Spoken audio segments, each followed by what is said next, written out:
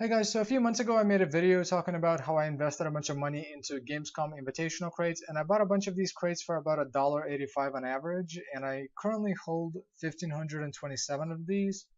And if I sold them right now, I would make a very nice profit. So they're selling for $8 on Steam right now. They're selling for $6.24 on OP Skins. This is what I would sell them for. There is a 10% fee for selling them, plus a 3% fee for transferring the money into PayPal.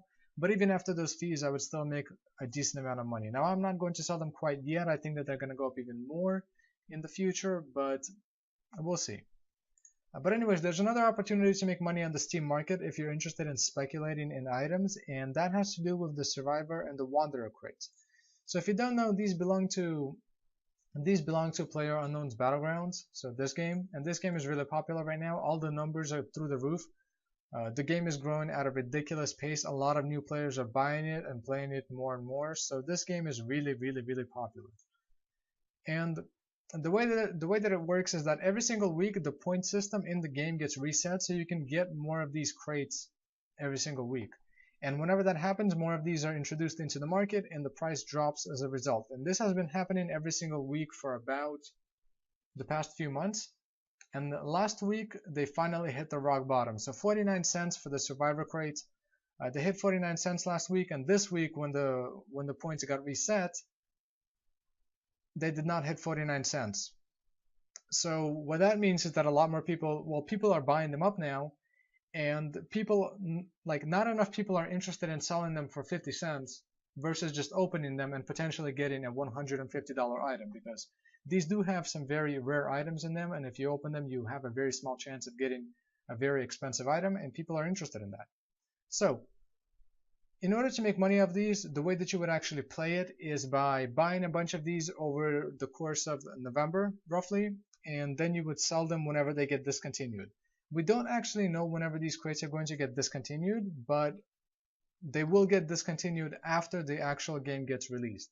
And we know that that's going to be happening late December, so after Christmas. That's currently the deadline.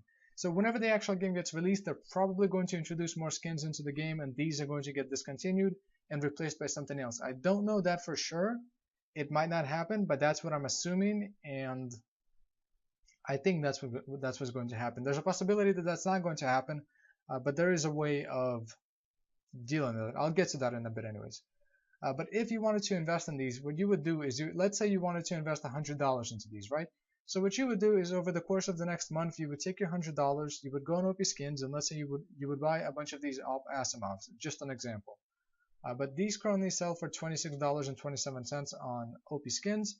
You would spend your $26 here, then you would go on Steam, you would sell it for about $35 or $36, and you would get a few dollars towards your Steam wallet.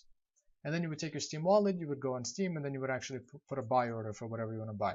And ideally you want to time them whenever they're at the bottom. So you don't want to buy them whenever they're like up here, you want to buy them whenever they're at the bottom, and you want to buy them whenever they get reset, which happens every Sunday at 4 p.m. It used to be 5 p.m., but time just got reset, and I believe that it's 4 p.m. now. I'm not sure. But anyways, that's how it works. So you would do this, and you would wait until they got discontinued, and whenever they do get discontinued, you sell them and make money. Now, if they don't get discontinued, or if the release of the game gets pushed back, you do have a second option to making money.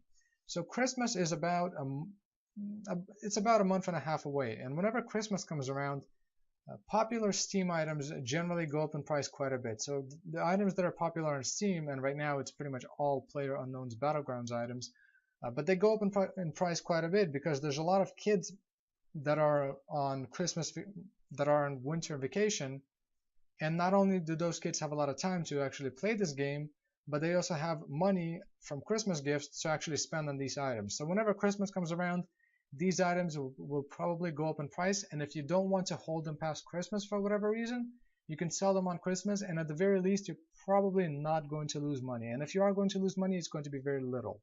So the risk itself is not that big if you were to buy a bunch of these right now. The reward is pretty good. You could potentially double your money in the course of about 2 or 3 months, which is decent. And yeah, so that's pretty much it. Oh yeah, something to take into account, by the way.